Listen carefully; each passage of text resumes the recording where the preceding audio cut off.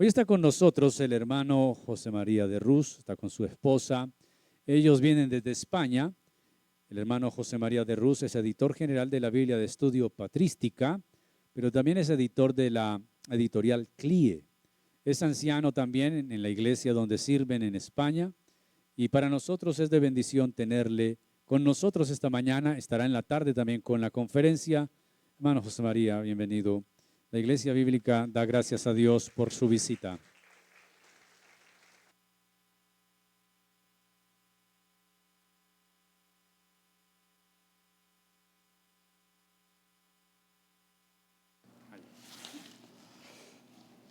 Pues para nosotros es un verdadero placer estar en Colombia y disfrutar del clima.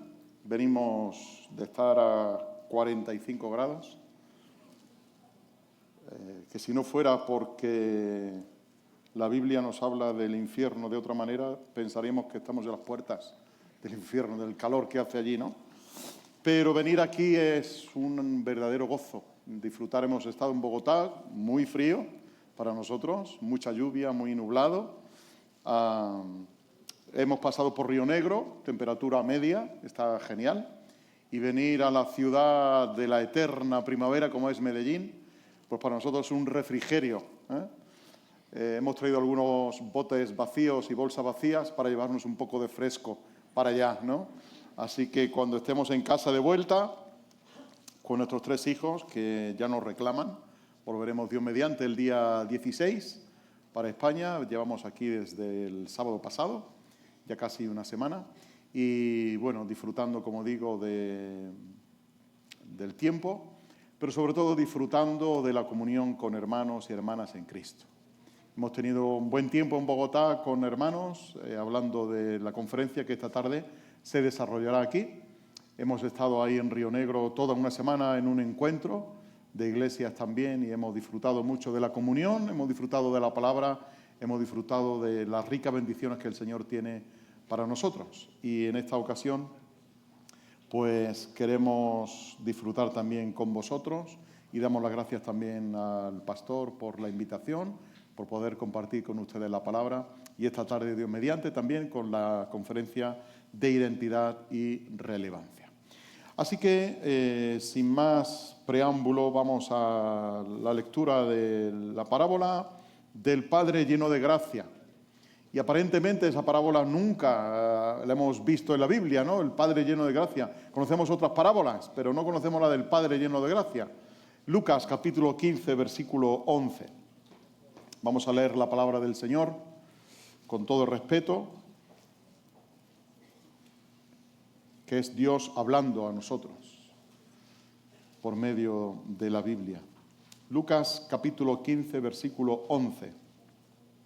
Jesús añadió: cierto hombre tenía 2 hijos y el menor de ellos le dijo al padre: Padre, dame la parte de la hacienda que me corresponde. Y él les repartió sus bienes. No muchos días después, el hijo menor, juntándolo todo, partió a un país lejano y allí malgastó su hacienda viviendo perdidamente. Cuando lo había gastado todo, vino una gran hambre en aquel país y comenzó a pasar necesidad.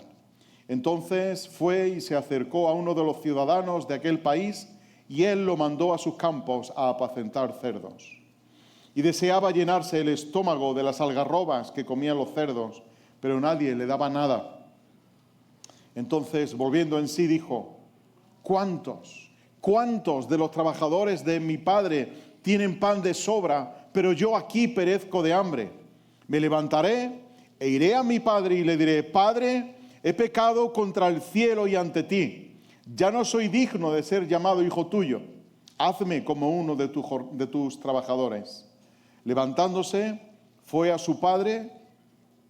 Cuando todavía estaba lejos, su padre lo vio y sintió compasión por él, y corrió y se echó sobre su cuello y lo besó. Y el hijo le dijo: Padre, he pecado contra el cielo y ante ti, ya no soy digno de ser llamado hijo tuyo. Pero el padre dijo a sus siervos: pronto, traigan la mejor ropa y vístanlo.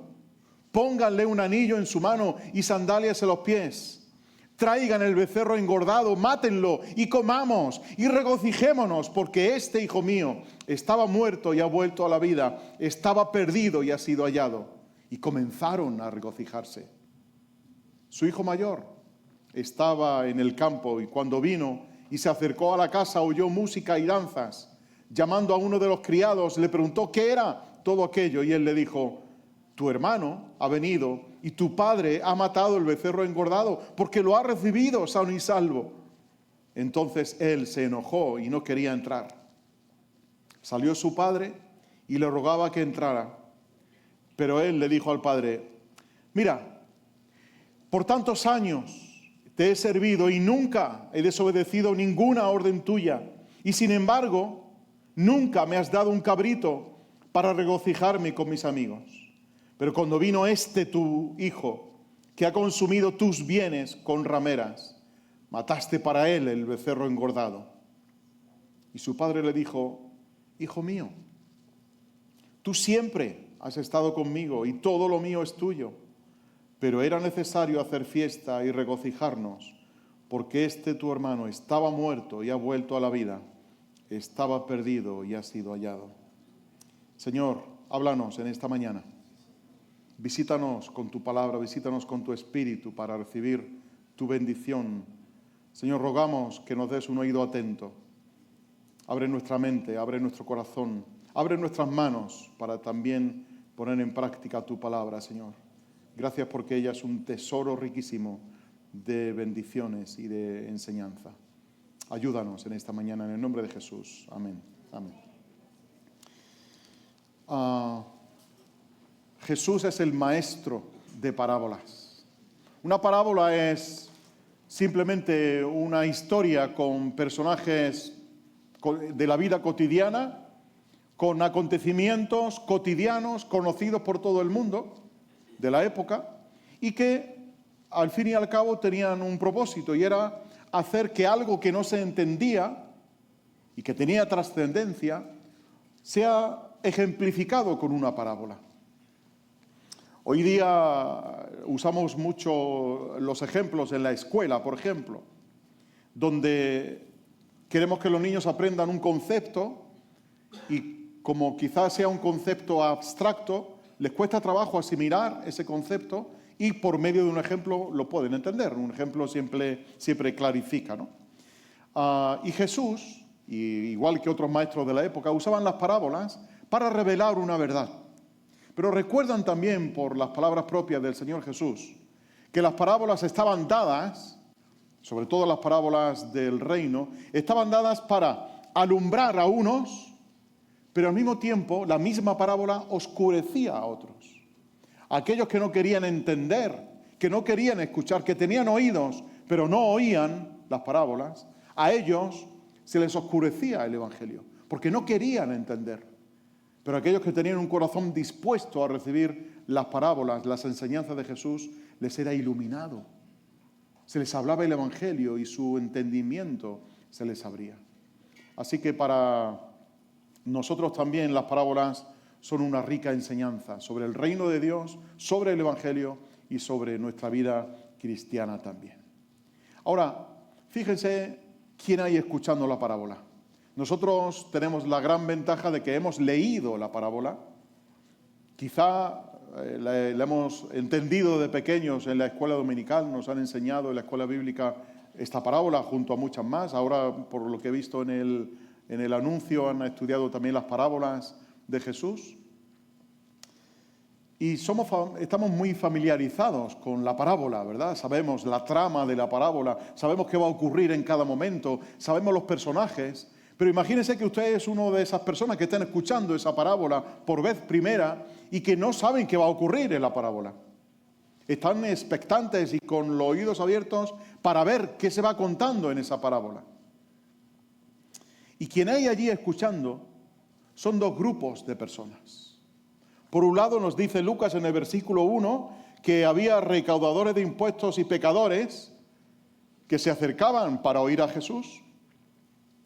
Y enfrente estaban los fariseos y escribas que murmuraban a Jesús, diciendo: este recibe a pecadores y come con ellos. La comida, el sentarse a comer con una persona en la sociedad mediterránea de esa época del siglo I, era un símbolo de amistad, era un símbolo de acoger a la otra persona fraternalmente y tener una gran amistad con ella. Y en esta ocasión, fariseos y escribas murmuran contra Jesús porque recibía a los pecadores y comía con ellos. Una media verdad. Porque es cierto que Jesús recibía pecadores, comía con ellos, pero también es cierto que él se había tomado comida con algunos fariseos. Y ahí tienen el Evangelio que pueden comprobar cuando él entra, por ejemplo, en casa de Simón, ¿no? Así que no era una media verdad lo que se estaba diciendo ahí. Pero ese grupo de fariseos y escribas, doctos en la ley, conocedores perfectamente de cada versículo del Antiguo Testamento, sobre todo de la Torá, gente que se dedicaba a enseñar a otros del vulgo, del pueblo, malditos que decían ellos, que no conocían la ley, están allí escuchando, junto con esos recaudadores de impuestos y pecadores. Los recaudadores de impuestos en aquella época, no sé si ahora también, eran considerados una mafia.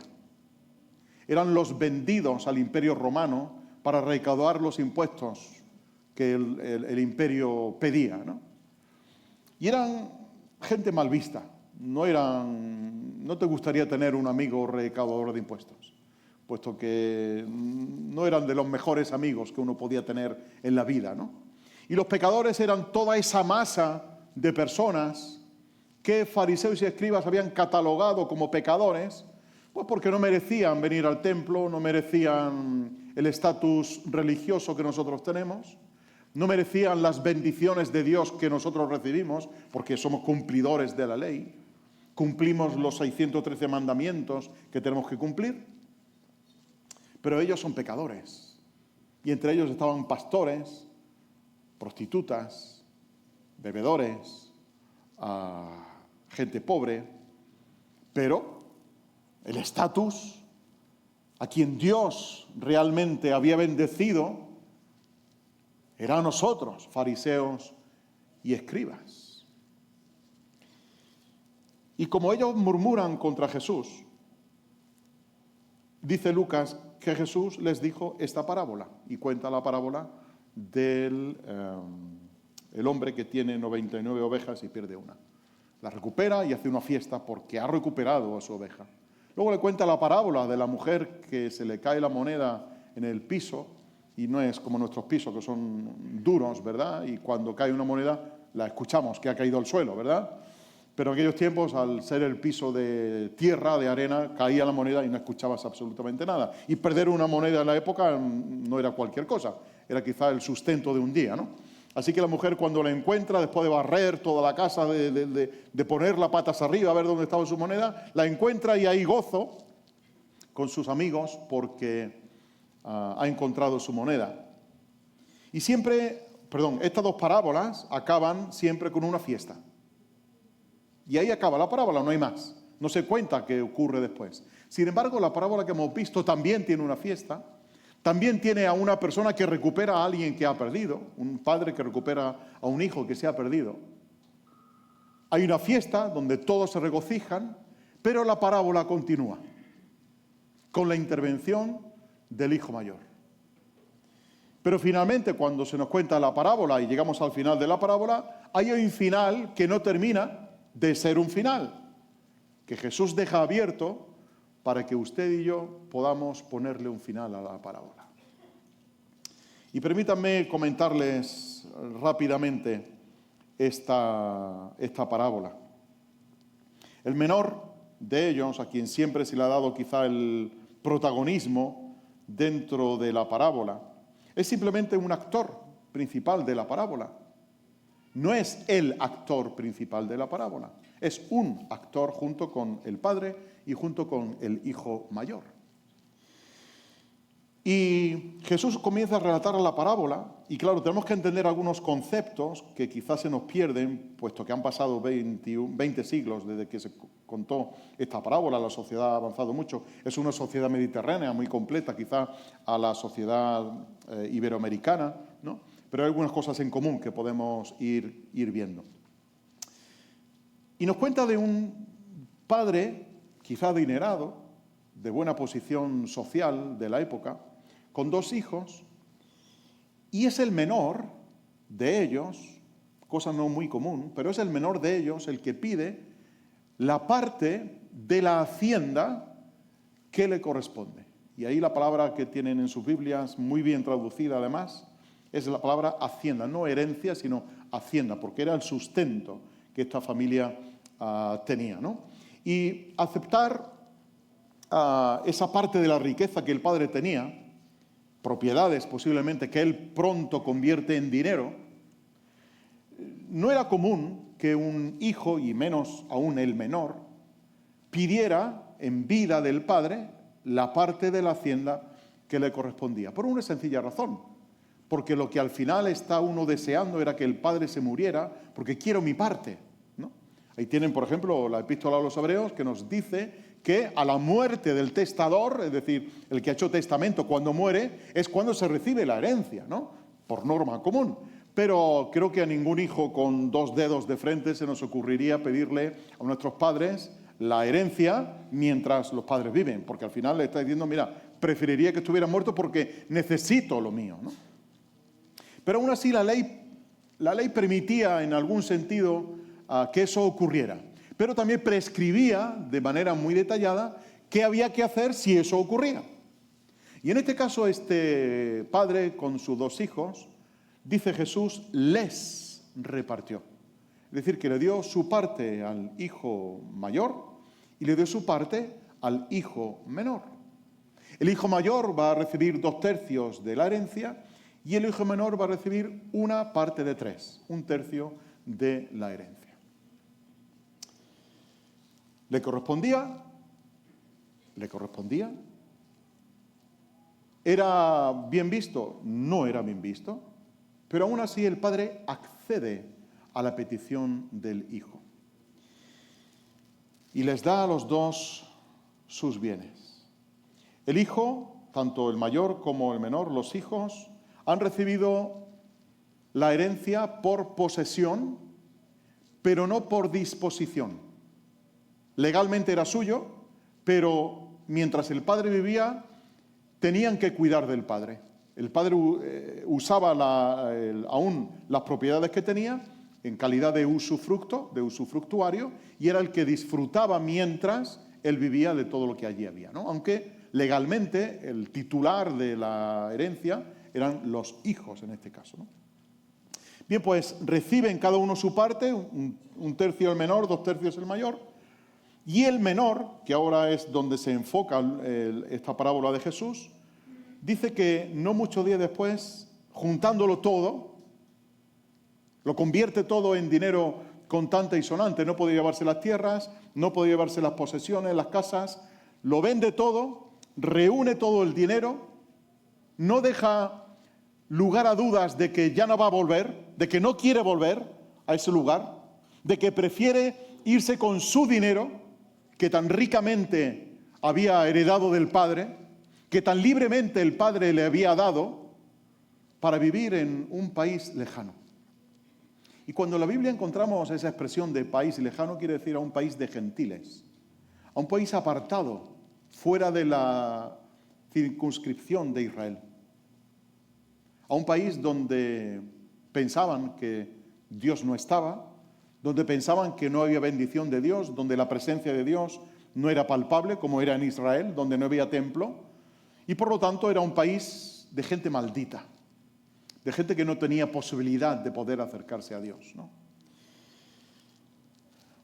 Y se marcha a ese país lejano, apartado de todos, apartado de su padre, apartado de su ciudad natal, de su pueblo, apartado de toda la familia, apartado de la vista de todo el mundo, apartado del control social de la época, porque las sociedades estaban distribuidas así en pequeñas comunidades donde todo el mundo vigilaba qué hacías, donde tenías que dar o tener al menos una buena apariencia delante de todos los demás, porque al ser una sociedad donde el honor era lo prioritario, había que guardar muy bien el honor y no podías deshonrar el nombre de tu familia. Y él decide marcharse, él decide alejarse por completo de aquel lugar de control al que podía estar sometido. ¿Ha quebrantado una ley el hijo al pedir la herencia y al marcharse? No ha quebrantado una ley, pero sí ha quebrantado una relación. Y ahí es donde va Jesús con su parábola. Ahí es donde Jesús quiere que centremos nuestra mirada, en que el menor ha roto una relación. Y él se quiere desterrar voluntariamente, prefiere marcharse, prefiere vivir sin dar cuentas a nadie. Y esto me recuerda a las palabras del profeta Isaías, capítulo 53 y versículo 6. Que todos nosotros nos descarriamos como ovejas, que cada cual se apartó por su camino, pero el Señor hizo que cayera sobre Jesús nuestro castigo. Es decir, que tú y yo decidimos, igual que el hijo menor, estar apartados de la vista de la gente, donde no tengamos que guardar nuestra apariencia de santos, de buen comportamiento, donde apartados del control de Dios, vivamos nuestra vida a nuestro antojo, con nuestra libertad que hoy tenemos, con nuestra capacidad de tomar decisiones, que ya somos adultos, con nuestra capacidad de disfrutar, que tenemos derecho al disfrute, pero estar sujetos a Dios, el pensar que Dios está ahí en el cielo mirando mi vida y sabiendo cuáles son las intenciones de mi corazón, eso no me gusta. Prefiero vivir apartado.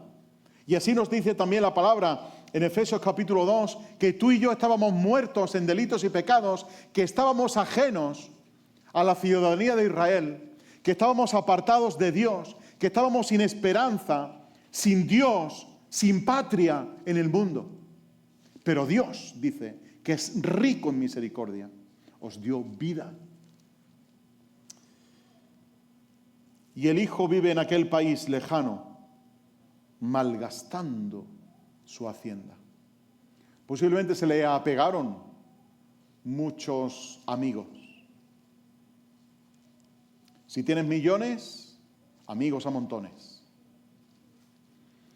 Y con su dinero, que tan ricamente había recibido, que con tanta facilidad había recibido, prefiere vivir ahora en disolución. Y aquel sinvergüenza que le había pedido al padre la hacienda mientras éste vivía, ahora malgasta su dinero, lo derrocha completamente y prefiere estar privado de la gloria de Dios. Romanos 3:23, igual que tú y yo, que no alcanzamos la gloria de Dios, que estamos privados de la gloria de Dios y que preferimos vivir nuestra vida, ejercer nuestra libertad, porque así es mejor. Y en esa situación, cuando el hijo empieza a vivir en exceso, a vivir derrochándolo todo, como dice aquí Jesús en su parábola, a vivir de manera vergonzosa y viciosa, dice que cuando lo había gastado todo, vino una gran hambre en aquel país. ¿No era cuando él tenía dinero que vino el hambre? ¿No era cuando recién llegado al país vino el hambre, sino cuando él lo había gastado todo? La providencia usa la coincidencia para que esto sea así. Y el hijo se ha llevado a un estado de presión de las circunstancias para que él reaccione. Así que Jesús nos cuenta que la escasez que está experimentando este hijo, que antes había sido un hijo de un padre adinerado, pero que ahora se encuentra sin un peso en el bolsillo. Lo que antes había recibido en abundancia, ahora lo ha derrochado en abundancia. Lo ha malgastado en abundancia. Y se ha quedado sin nada. Se queda sin nada, empieza, dice Jesús, a pasar necesidad. El que había estado en la casa del Padre disfrutando de la abundancia, ahora, en su circunstancia, dice que está pasando necesidad. Está empezando a perder su dignidad. Su dignidad de hombre rico y ahora como hombre pobre. Su dignidad como hijo y ahora está sin su familia allí. Y su dignidad como persona. Porque empieza, Jesús, al relatarnos la parábola, empieza en una escalera descendente de degradación de este hombre. Ya no tiene dinero. Al marcharse de casa sabe que ha perdido su condición de hijo, porque la ley decía que si un hijo judío de carácter rebelde se rebelaba contra los padres y decidía marcharse, ese hijo rebelde tenía que ser considerado ya no como hijo, sino como una persona que ha abandonado los vínculos familiares y por lo tanto los padres ya no tenían responsabilidad ninguna sobre él. Y si volvía había que castigarle. Y este hijo decide perder su dignidad, decide ejercer su derecho a la libertad, pero que ahora ese ejercicio de la libertad le está generando esclavitud. Esclavitud porque tiene que apegarse a un hombre de aquel país, a un gentil de aquel país, para rogarle que le dé algo de comer. Y como último recurso, yo no sé si el hombre por decirle, mira, déjame tranquilo, olvídate de mí, déjame en paz, pero lo manda a lo peor que podía dársele a un judío, y era apacentar cerdos, darle de comer a los cerdos. Un judío y un marrano, un cerdo, no son buenos amigos, ¿no? Disfrutan de otras cosas, pero no de la carne del cerdo, ¿no? Y al ser un animal inmundo, él se vuelve una persona inmunda porque está relacionándose con animales inmundos. Así que su dignidad ya como persona era lo más degradado que podía experimentar. Perdió su condición de hijo, pierde su dinero y ahora pierde su dignidad como persona. ¿Sabes que esta es también nuestra condición? ¿Sabes que aunque no hayamos perdido nuestra dignidad como personas, estamos todos apartados de la gloria de Dios? Hemos llegado llegamos en un momento de nuestra vida a un punto en que no nos considerábamos merecedores absolutamente de nada porque habíamos vivido perdidamente bajo nuestro ejercicio de la libertad, donde queríamos hacer lo que quisiéramos sin que tener que darle cuentas a Dios. Y ahora este chico es explotado por ese dueño, lo manda a apacentar cerdos. Las circunstancias lo tienen bajo presión, pero ante su ansia de querer llenarse el estómago de las algarrobas que comían los cerdos, dice Jesús, nadie le daba. O sea que él quiere irse a un país lejano, donde no dar cuentas a nadie, donde disfrutar de la vida, donde tenerlo todo, pero al final se da cuenta de que no tiene nada. De que se ha quedado sin nada, sin nadie, y hasta él mismo no es nada.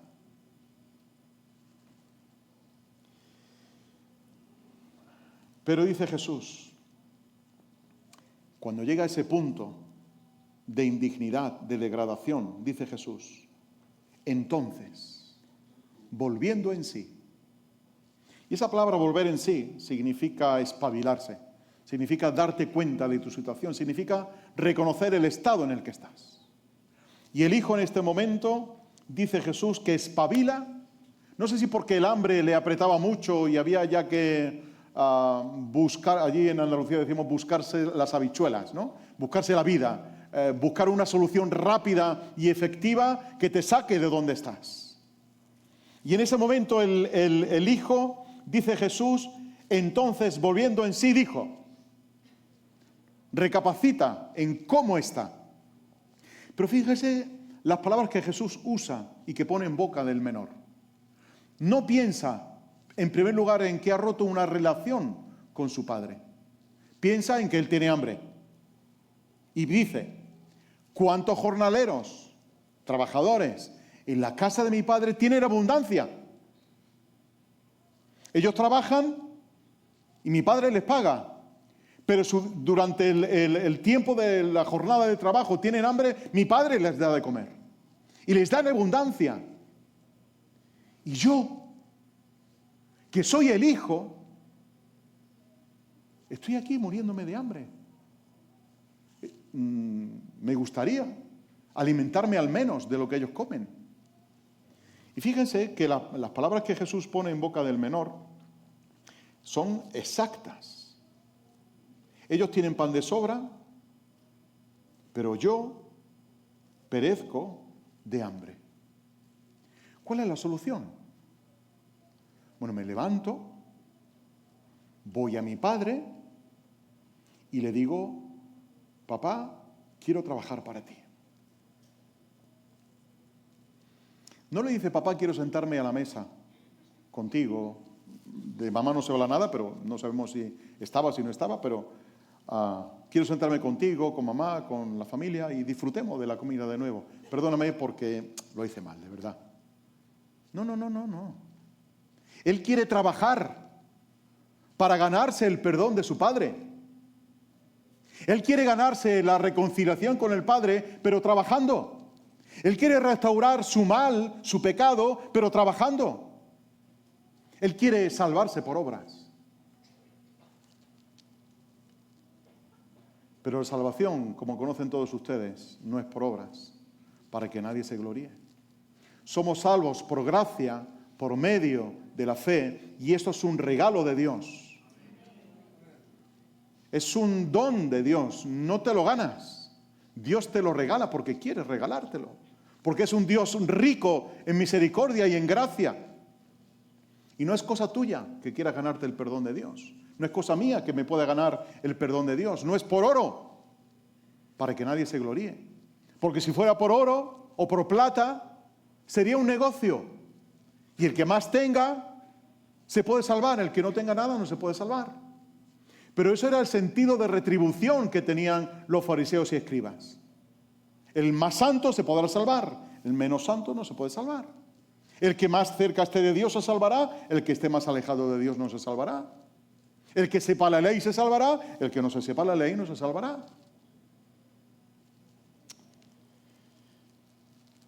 Y el hijo menor piensa en ganarse el perdón de su padre. Y fijaos lo que piensa en decirle, ya no soy digno de ser llamado hijo tuyo. Claro que no, la ley así lo prescribía. El hijo que abandona no puede ser restaurado de nuevo a la condición de hijo, porque el honor familiar lo ha roto. Y él quería redimirse sin ayuda, él quería ganarse, abrirse camino trabajando, él no quería la gracia de nadie, él era autosuficiente. Fue autosuficiente para marcharse, pero su autosuficiencia quedó en que era un miserable como persona. Y él no entiende que no se trata del dinero que ha malgastado. No entiende que no se trata del dinero perdido, sino de que ha roto el corazón del Padre. No se trata de dinero, se trata de relación. No se trata de pan, se trata de perdón. ¿Te das cuenta que un día tú y yo también decidimos abandonar la casa del Padre? Vivir ajenos a Dios, vivir ajenos a su control, vivir ajenos a su soberanía, vivir ajenos a que Él nos dijera qué tenemos que hacer. ¿Te das cuenta que rompimos su corazón también? ¿Te das cuenta de que el mundo va a sacarte hasta la última gota de tu alma, te va a exprimir hasta el máximo y te va a dejar tirado allí como un cerdo cuando haya sacado todo de ti? Cuando posiblemente vengan coincidencias a tu vida y pienses, ¿por qué Dios me ha traído hasta aquí? ¿Te das cuenta de que por mucho que trabajemos, no nos vamos a ganar nunca el perdón de Dios? ¿De que a Dios no se le compra? ¿De que Dios lo da abundantemente?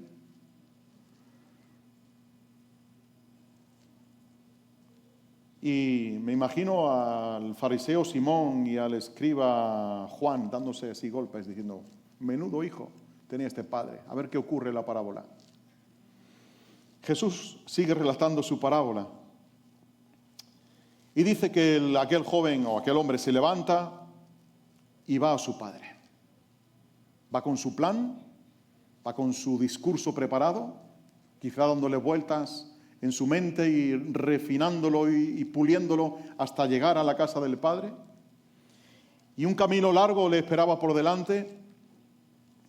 Pero a partir de ahora, en el versículo 20, a partir de ahora, cuando Jesús dice cuando todavía estaba lejos, a partir de ahora cada palabra que se va a mencionar es una palabra llena de gracia, llena de misericordia. Y el padre está expectante ante la vuelta del hijo, porque lo vio de lejos. Quizá cada mañana oteaba en el horizonte para ver si su hijo iba a volver, con la esperanza y la ansia de que su hijo volviera. Y aquel hombre, expectante con la vuelta de su hijo, con una gracia preveniente, con una gracia que se anticipa, con una gracia que se adelanta, porque Dios desde que el hombre peca siempre se adelanta a darnos su perdón. Él preparó al Cordero desde antes de la fundación del mundo. ¿Recuerdan? ¿El hombre había pecado? No, el hombre ni siquiera existía. Pero antes de que fuera la luz, fue la cruz. Antes de que Dios dijera sea la luz, Dios dijo sea la cruz. Y allí estaba aquel Cordero de Dios, preparado para nosotros desde antes de la fundación del mundo. Dios se adelanta a que nosotros le pidamos perdón. Dios se adelanta mucho antes que nosotros y viene en busca nuestra. Lucas capítulo 19, versículo 10. El Hijo del Hombre vino a buscar y a salvar lo que se había perdido. Dios está esperando, pero Él siempre se adelanta. Y este padre se adelanta porque ve a su hijo con unos ojos llenos de misericordia. Dice que su padre lo vio y sintió compasión por él. Se le conmovieron las entrañas. Es un término hebreo mediterráneo. Cuando las entrañas por dentro, tu corazón y todos los órganos que tienes dentro se te remueven de compasión, el corazón te palpita más rápido y se te cierra la boca del estómago, ¿sí o no? Habéis experimentado esto muchas veces, ¿verdad? Pues es la misma palabra que se usa de Jesús cuando vio aquellas multitudes que estaban sin pastor, ¿recuerdan? Y dice que las vio y sintió compasión por ellas. Se le conmovieron las entrañas de ver a la gente así. Pues al Padre igual se le conmovió todo su ser, se le empezó a palpitar el corazón de una manera diferente, con un sentido de expectativa, con un sentido de gozo, con un sentido de respeto por su hijo, con un sentido de amor por su hijo, esperando que viniera su hijo. Así que no solamente con unos ojos llenos de misericordia, sino con unos pies llenos de misericordia y con unas entrañas llenas de misericordia, aquel padre corre hacia donde estaba el hijo. Y Jesús usa estos verbos y creo que los usa de manera intencionada, ¿no? Un padre que ve, un padre que siente compasión y corre. A nosotros esto nos puede parecer hasta normal, ¿no? Pero para un judío el correr, y sobre todo una persona de cierto estatus social, no estaba muy bien visto. No estaba muy bien visto porque para correr en aquella época, no llevar pantalones como llevamos nosotros hoy, había que subirse, a remangarse la túnica y dejar al descubierto la pantorrilla y las rodillas. Cosa que para un hombre no era muy digno, ¿no? Corrían los chavalillos que iban por ahí por el camino, corrían los esclavos cuando les pedías un recado, pero que un señor digno en una sociedad donde él era una de las personas principales, no estaba muy bien visto, ¿no? Implicaba humillarse, implicaba hacerse poco digno delante de la vista de toda la comunidad. Y de nuevo me imagino a estos fariseos y escribas pensando, este padre está loco. ¿Qué hace? O sea, la ley dice que a ese muchacho cuando venga hay que castigarle y este padre va corriendo. Había una ceremonia en esa época muy común, que era cuando cuando un hijo abandonaba la casa del padre y había deshonrado a la familia, el pueblo, la comunidad, tenía unas vasijas de barro y cuando este hijo se marchaba, todos rompían la vasija de barro, demostrándole a aquel hijo que había roto una relación con su familia y con su comunidad. Una relación que no podía ser restaurada de nuevo. Aquella vasija no podía restaurarla y pegarla de nuevo porque se había hecho 1000 pedazos y era imposible reconstruir aquello. Y cuando aquella vasija era rota, le estaba diciendo al hijo: has roto una relación y aquí no puedes volver. No hay solución para ti. No hay lugar para ti de nuevo en esta comunidad y en esta familia. Eres un proscrito aquí, no vuelvas más. Pero aparte de eso, escupían sobre la vasija en señal de maldición. Eres un maldito. Aquí no te queremos más. No puedes volver.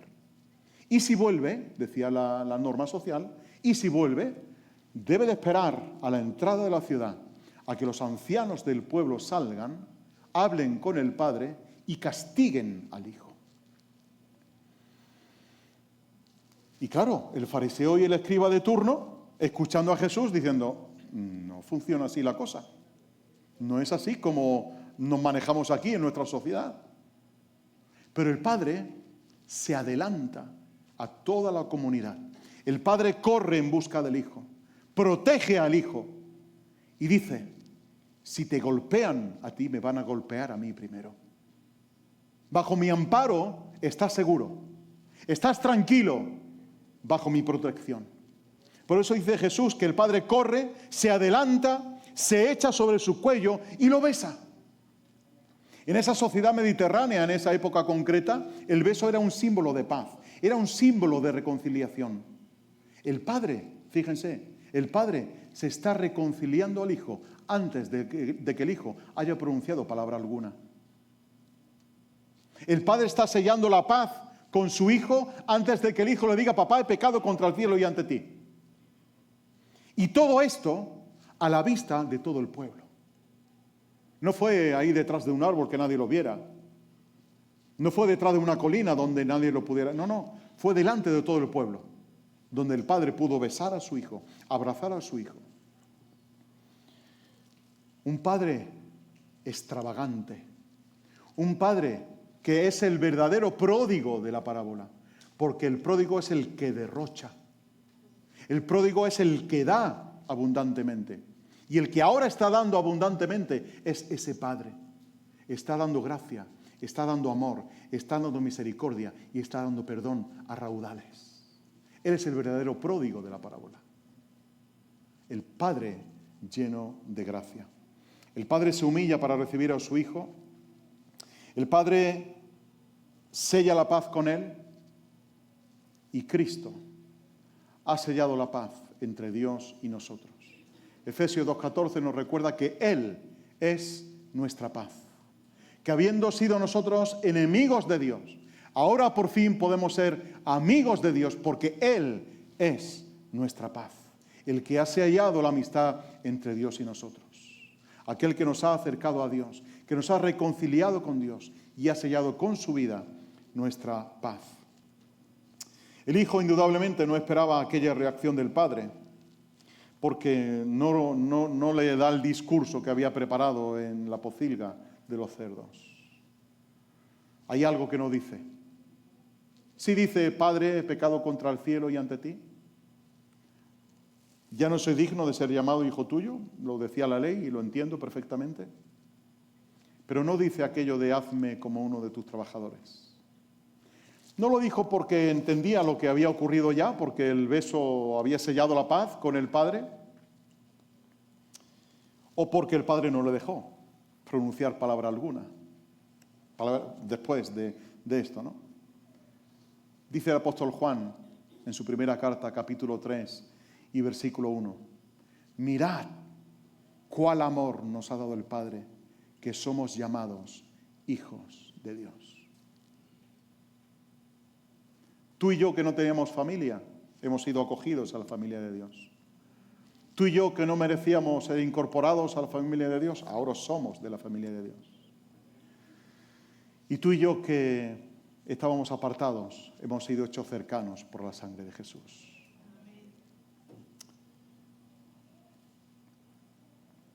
Y ahora el Padre, en su premura, en su avance, empieza a curar las marcas que el abandono había causado sobre el Hijo. El Padre interrumpe la excusa, el discurso que el Hijo había ideado y llama a sus siervos y le dice, pronto, traed la mejor ropa y vestidlo. ¿Sabes? ¿Era necesaria la ropa? No era necesaria. Podía haber pasado al Hijo dentro y darle un buen baño con un buen jabón, quitarle toda la suciedad que traía, de haberse estado allí con los marranos, oliendo mal, con el pelo desgreñado, con las barbas sucias, demacrado. Ni siquiera parecía un ser humano aquel hombre que había vuelto, pero que en ese momento el Padre le dice, no, traedle mejor ropa y vestido. Cuando tú y yo acudimos a la cruz, Dios no toma una aguja a hilo y remienda tu ropa. Ve tus harapos y si ve la rotura en la manga no te la arregla para que quede bien. Si ve una rotura en la espalda no te dice date la vuelta, voy a arreglarte eso que tienes ahí, que está mal.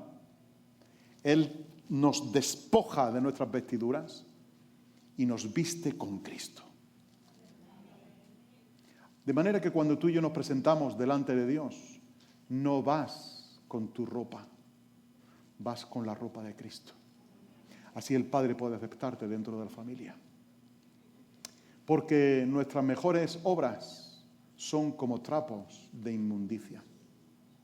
Lo mejor que tú y yo podamos hacer no vale absolutamente nada delante de Dios. Por eso es que tiene que revestirnos con Cristo. Para que cuando te mire, vea a Cristo en ti. Cuando te mire, vea que su justicia ha sido satisfecha en Cristo. De que no es tu justicia, sino la justicia de Cristo. Que no es tu ropa, sino la ropa de Cristo. Por eso es que somos revestidos con Cristo. Así que no le remienda el vestido, le pone un vestido nuevo. Le da el anillo de la familia, donde tenía el sello de la familia, donde ahora podía sellar documentos y había sido restaurado de nuevo dentro de la familia, cosa que era imposible delante de la ley, pero el Padre contraviene toda ley y lo restaura a la condición de hijo y ahora puede atestiguar con pleno poder que es de la familia del Padre. ¿Y sabes que tú y yo, a ti y a mí nos ha ocurrido igual en Cristo? Que Dios nos ha incorporado a su familia. Y tengo una buena y mala noticia. Y es que tú no eliges a tus hermanos. Los elige el Padre. Y el Padre tiene los hijos que Él quiere, no los que tú decides. Así que confórmate con los hermanos que Dios te ha dado. ¿Sí? Porque son buenos. Porque los ha elegido el Padre, ¿sí? Y son tus hermanos, y ámalos porque son hermanos tuyos. El Padre lo restaura como hijo y tú y yo somos, ¿sabes? Herederos con Cristo y coherederos con Cristo. Dios tiene una herencia grandísima que va a repartir y le va a dar su parte a Cristo y te va a dar tu parte a ti también, de sus grandes riquezas. El otro día estábamos ahí en Bogotá y nos hablaban de que había la Casa de las Esmeraldas, ¿no? Esmeraldas carísimas, ni pasamos a ver aquello porque, vamos, es inalcanzable, ¿no? Y yo le decía a la persona que nos acompañaba, a mí no me preocupa que ahora mi mujer no le pueda regalar una esmeralda, me encantaría, pero tenemos 3 hijos que hay que alimentar todavía, ¿no? Y yo pensaba, y se lo dije, digo, pero me da igual porque eso lo ha creado mi padre y algún día me dará las necesarias cuando estemos allí en su riqueza en Cristo, ¿no? Así que no me preocupa si ahora si tengo riqueza o no. Soy heredero con Cristo, ¿no? Y pisaremos por calles de oro. Y da igual, el oro será para pavimentar las calles, ¿no? Somos coherederos con Cristo de las grandes riquezas de Dios. Le dio sandalias porque solamente los hombres libres podían disfrutar del calzado. Y el Padre lo está elevando a un grado de honor que el Hijo no merecía. Ya digo que ninguna de estas cosas era necesaria. Ni la ropa, ni el anillo, ni las sandalias. No era necesario. Pero el Padre despliega su gracia. El Padre despliega su perdón. Y el Padre les demuestra a todos que esa persona que había abandonado el hogar, que no merecía absolutamente nada sino el castigo, ahora por fin es admitido de nuevo, es restaurado, es colocado de nuevo a la posición que tenía antes, de hijo, de heredero, de participante de la familia. Y lo hace delante de todos los demás. Así que le devuelve la dignidad como hijo, le devuelve la autoridad como hijo, le devuelve la libertad como hijo y le devuelve la alegría de ser un hijo. Mirad, hermanos, ser hijo de Dios debe de ser la mayor alegría que tú y yo tenemos que disfrutar. No sé a cuántos de vosotros os gusta el fútbol. Creo que en Colombia tenéis buenos equipos de fútbol, ¿no? ¿Y alguna copa también? Sí, ¿no? Alguna copa también. Bien. También en España tenemos un par de ellas, ¿no? Yo no soy muy aficionado al fútbol, la verdad. Pero yo me sonrojo cuando veo a cristianos, a hijos de Dios, romperse la garganta, a saltar de ánimo por su equipo y disfrutar todo lo que su equipo hace, y los ves que dices, madre mía, qué gozo tiene esta persona en su vida. Pero cuando se trata de las cosas de Dios, como yo suelo decir, parece que lo han bautizado en jugo de limón en vez de en agua. Pues se les ve la cara amargados. Ser hijo de Dios es un privilegio, hermanos, y debe ser un gozo y una alegría en nosotros. Amén. Disfrutemos de la posición que Dios nos ha regalado en Cristo. Así que el Padre derrocha, es el más pródigo de toda la parábola, y hace una fiesta. Para todos había sido una buena noticia. Y eso es el Evangelio. El Evangelio es una buena noticia, es la buena noticia de Dios. Y la buena noticia era para el padre que había recuperado a su hijo, ¿sí? La buena noticia era para todos los que estaban viendo aquello, porque el padre estaba gozoso. Para el ternero o para el becerro engordado no era tan buena noticia. Para él no era, le había llegado su hora. Y bendita la hora en que vino el hijo menor, pensaría el becerro, ¿no? Pero el padre mata al becerro engordado que habían preparado, alimentado muy bien, cuidado muy bien, para cuando alguien muy importante viniera a nuestra casa, a nuestra familia, le hagamos una fiesta porque se merece lo mejor de nosotros. Se merece nuestro becerro, engordado para tal fin. Y esta ocasión, la vuelta del hijo menor, era lo mejor que le podía pasar al padre por encima de cualquier otra eminencia de persona que viniera a su familia. El hijo menor, la restauración del hijo menor era lo mejor que podía apartar el padre para matar a ese becerro engordado. ¿Era necesario? No era necesario. ¿Podía haber tomado otra opción el padre? Podía haber tomado otra opción. Pero el padre decide que aquel becerro engordado lo merecía su hijo. no lo merecía otra persona. Así que hacen fiesta, dice Jesús, hacen fiesta, matémoslo, comamos, regocijémonos. Y cuando tú a un judío le dices, vamos a regocijarnos, créeme que es regocijo. Donde hay baile, donde hay danza, donde hay vino, donde hay carne y donde hay voz fuerte para disfrutar. Y era el momento de hacer todo eso. ¿Por qué? Porque este hijo mío, fíjense la palabra del Padre, este hijo mío estaba muerto, porque así lo consideraba la ley, aquel hijo que se había apartado podía darlo ya por muerto. Posiblemente hasta celebraron un funeral por el hijo. Estaba muerto y ha vuelto a la vida. No ha vuelto a la vida allí en la pocilga. No ha vuelto a la vida en el camino. Ha vuelto a la vida conmigo. Fuera de Cristo no hay vida. Fuera de Cristo no encontrarás vida. Encontrarás muerte, destrucción, separación. Estaba muerto y ha vuelto a la vida. Estaba perdido y yo lo he encontrado. No, pero si el hijo volvió, no. Yo lo he encontrado. Lo he hallado de nuevo. El Hijo del Hombre vino a buscar y a salvar lo que se había perdido.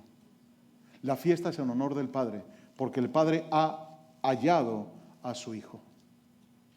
Y continuó Jesús su parábola y dice, comenzaron a regocijarse. De nuevo, nuestros dos amigos fariseos y escribas mirándose el uno al otro diciendo, madre mía, la que se está liando en esta parábola. ¡Qué locura de parábola! ¡Qué padre tan fuera de sí! ¡Qué hijo tan malo, merecedor del castigo! Y que ahora su padre lo restaure sin condición ninguna, sin castigo previo, sin que pague por lo que ha hecho. No es lo que esperábamos nosotros. Esto no funciona así, Jesús. Las cosas no son así. O se cumple la ley o aquí no se salva a nadie. O alguien paga o aquí no se salva a nadie. Ese padre está fuera de toda lógica. Pero hermanos, el Evangelio no es locura de Dios, dice Pablo. El Evangelio no es algo ilógico para la gente. El Evangelio no es insensatez de Dios para la gente. Porque el Evangelio contraviene toda lógica. El Evangelio contraviene todo merecimiento de castigo. El Evangelio es la buena noticia de que Dios está reconciliando al mundo consigo en la cruz del Calvario. Sin que tú y yo tengamos que pagar nada. Sin que tú y yo recibamos el castigo. Porque la gracia no es solamente que Dios nos da lo que merecemos, sino que Dios no nos da lo que sí merecemos. Porque tú y yo merecemos el castigo. Pero ¿sabes quién pagó? Cristo. Fue hecho maldición por nosotros. Cristo pagó el castigo que tú y yo merecíamos. ¿Entiendes que tú y yo merecíamos la condenación eterna? ¿Entendemos realmente que tú y yo estamos apartados de Dios y que no merecíamos estar cerca de Dios? Y sin embargo Dios toma la iniciativa y viene a salvarnos. Viene a encontrarnos en Cristo. Viene a perdonarnos en Cristo. Viene a darnos vida en Cristo. Sin merecimiento alguno. Porque aquel que se crea merecedor de la gracia de Dios es como estos fariseos y escribas.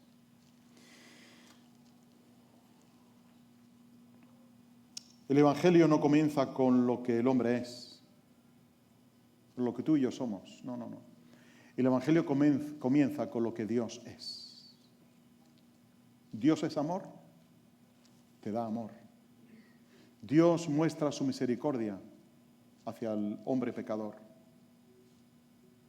y muestra su gracia hacia nosotros. La salvación comienza en Dios y es completada en Dios. Y el Padre soporta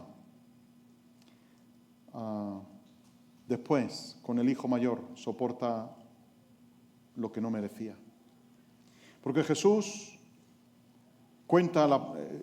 sigue contando en la parábola, en el versículo 25, que su hijo mayor estaba en el campo y cuando vino se acercó a la casa oyó música y danzas. Y claro, venir del campo, de estar trabajando, él era, digamos, el señorito de la ciudad, ¿no? El señorito del pueblo. Él podía estar en su casa mandando a gente a hacer, pero él estaba en el campo trabajando.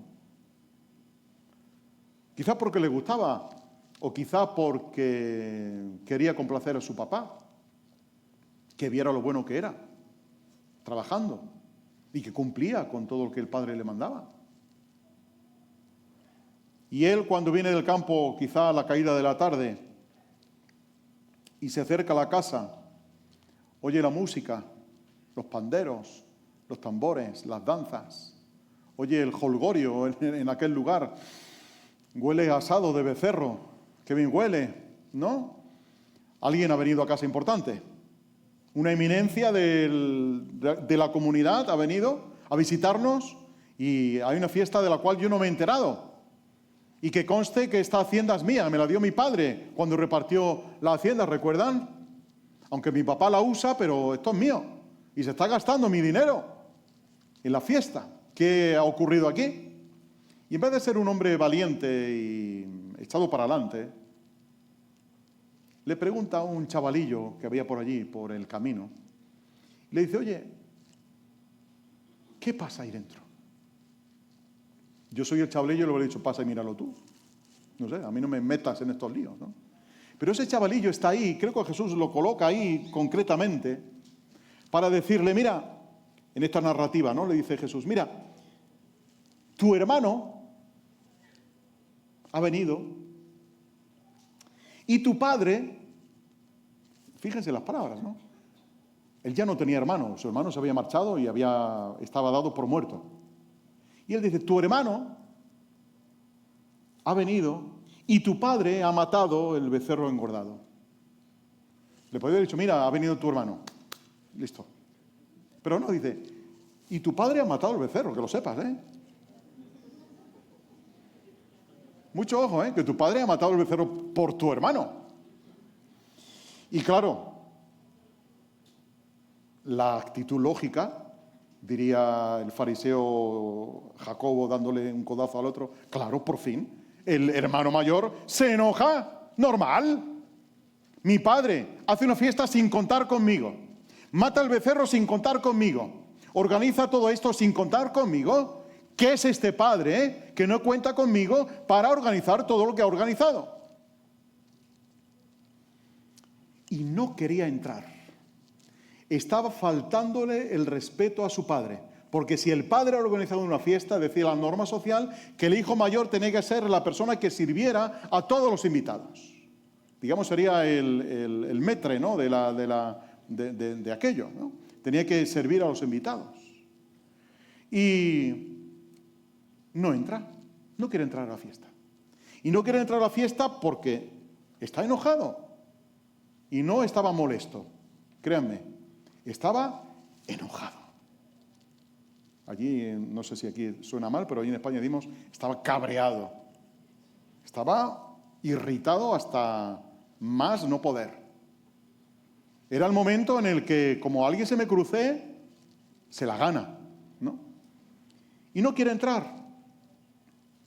Y atención, el padre sale. La norma social decía que el padre no podía abandonar la fiesta y dejar a los invitados solos. Sin embargo, el padre rompe de nuevo la norma social, contraviene una norma social y sale de la fiesta. Deja a sus invitados atrás y le ruega al hijo. Y aquí la palabra rogar significa rogar insistentemente, pedirle por favor, venga, Vamos, y una vez, y otra vez, y otra vez. En casa, no sé cuántos de vosotros rogáis a vuestros hijos. Anda, hijo, por favor, anda. No, en casa se manda y se manda, ¿no? Y hay que obedecer, ¿no? Pero el padre le ruega que entre. Y hay un diálogo acalorado entre el padre y el hijo. Y fíjense las palabras del hijo mayor, el que tiene que guardar el honor de la familia. Le dice, mira, tantos años llevo sirviéndote. No sé con qué tono se lo diría, ¿no? Pero un tono acalorado. Llevo tantos años sirviéndote. Y nunca he desobedecido un mandamiento tuyo. Siempre te he obedecido. Me has mandado, he ido. Me has dicho, he hecho. Siempre te he obedecido. Nunca he desobedecido ninguna orden tuya. Pero tú,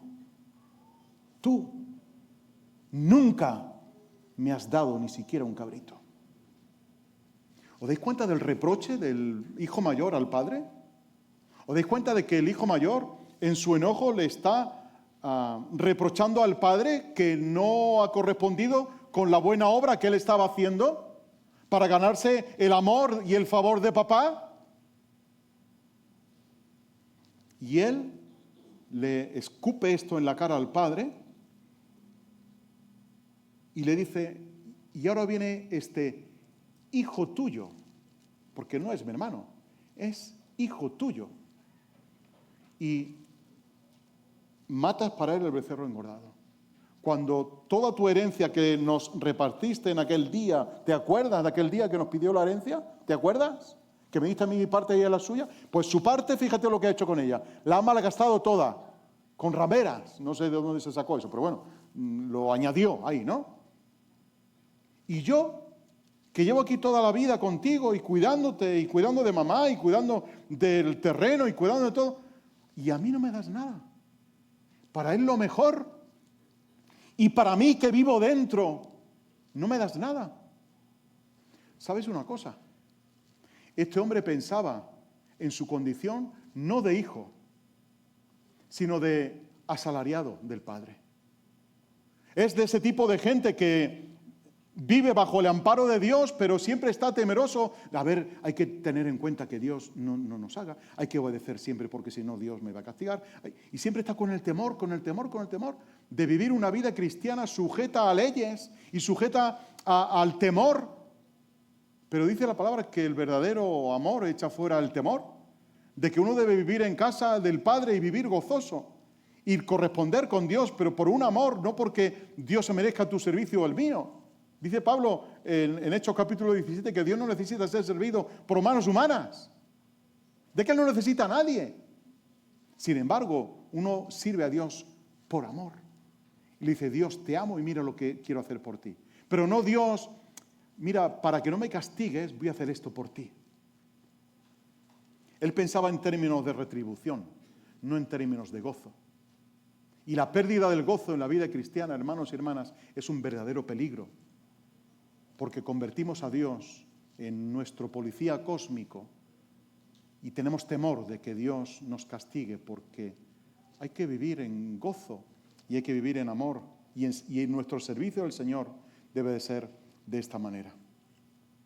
El cristianismo, hermanos y hermanas, no está construido alrededor de la actuación, de cómo cada uno nos comportamos. El cristianismo está centrado en la persona de Jesucristo. Hermanos, uso las palabras de Pablo. Regocijaos en el Señor. Gozaos en el Señor siempre. Vivamos vidas llenas de gozo. No amargados como el hijo mayor, diciéndole a Dios, Dios, mira que vengo al templo todos los domingos. Mira que ofrendo. Mira que hago mi devocional todas las mañanas. Mira que me conecto a los cursos. Mira que... A ver qué vas a hacer conmigo. ¿Jugamos con Dios de esta manera? ¿Hacemos una transacción con Dios? No. No debe ser así. Porque la costosa gracia que el Padre muestra está violando todo el honor tradicional del pueblo, de la comunidad. Y el hijo mayor pensaba en que había que pagar, alguien tiene que pagar aquello. Yo, mira, te he pagado con mi servicio y tú me correspondes así. Eres un padre injusto, que lo sepas. No eres el padre que yo esperaba, eres un padre completamente injusto. Y eso era lo que pensaban los fariseos y escribas de Jesús. Este Jesús viene y recibe pecadores, y a nosotros que llevamos aquí toda la vida en el templo sirviendo, ¿no nos acoge? ¿Qué tipo de Dios dice él que representa? No es el Dios de la Biblia, indudablemente. Este no es el Dios que viene en la ley. Habían entendido que sus mejores obras eran lo que ellos podían hacer por Dios. Pero habían olvidado que Dios declara justo al que es de la fe de Jesús. De que Dios te declara limpio delante de Él, no por lo que tú hagas, sino por lo que Cristo ha hecho por ti.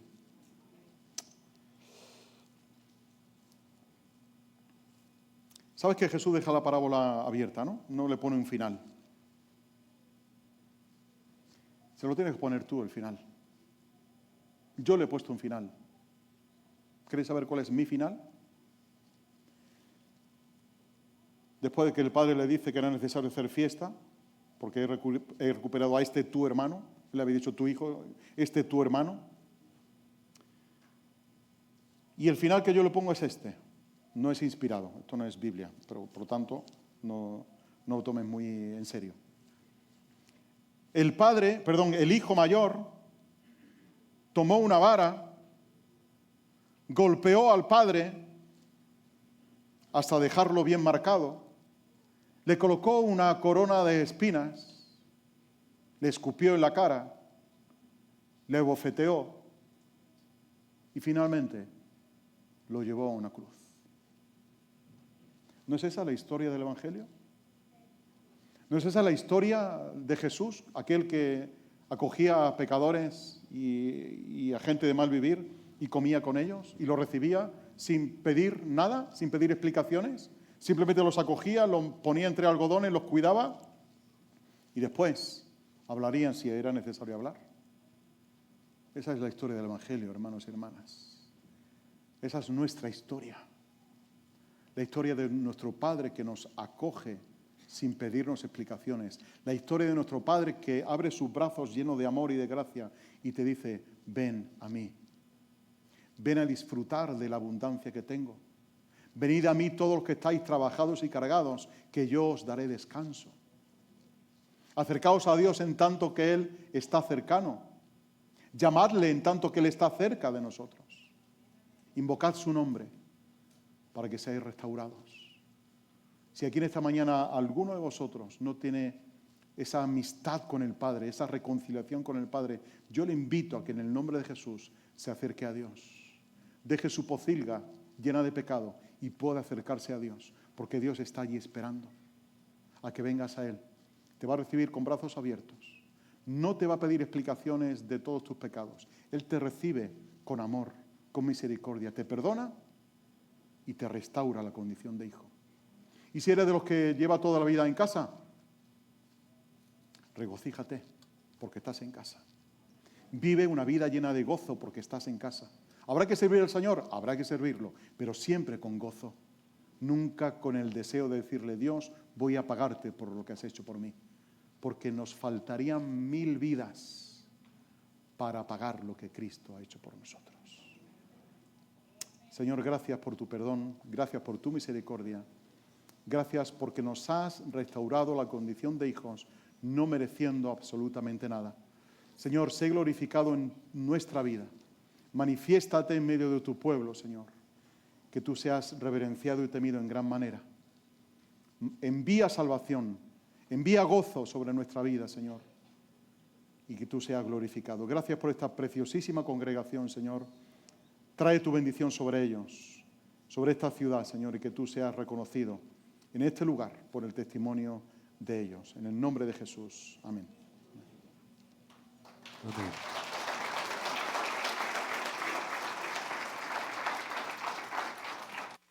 Damos gracias a Dios por su palabra. Amén.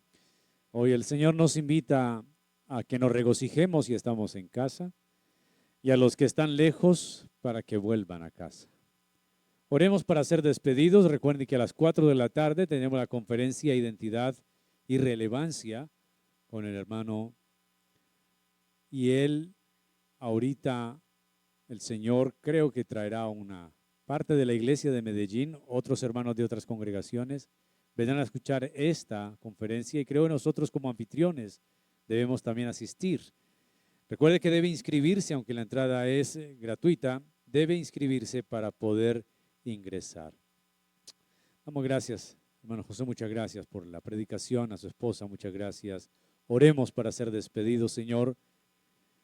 Nos regocijamos con tu palabra, Señor, y por tu gracia inmerecida y desbordante sobre nosotros. Gracias, Señor, porque tu benevolencia ha sido mostrada a nuestras vidas de una forma, Señor, extravagante, continua. Gracias, Señor, porque no nos amas conforme a nuestra disposición y a nuestras bondades y a nuestros talentos, sino por tu gracia. Nos has revestido de Cristo y te damos gracias. Gracias por la vida de nuestro hermano José María de Ruz, de su esposa, Señor, que nos han edificado esta mañana y en esta tarde también edificarán a la iglesia en Medellín. Llévanos con bien, guárdanos, Señor, y que esta palabra esté en nuestro corazón por tu Espíritu para ser recordada y vivida. En Cristo Jesús.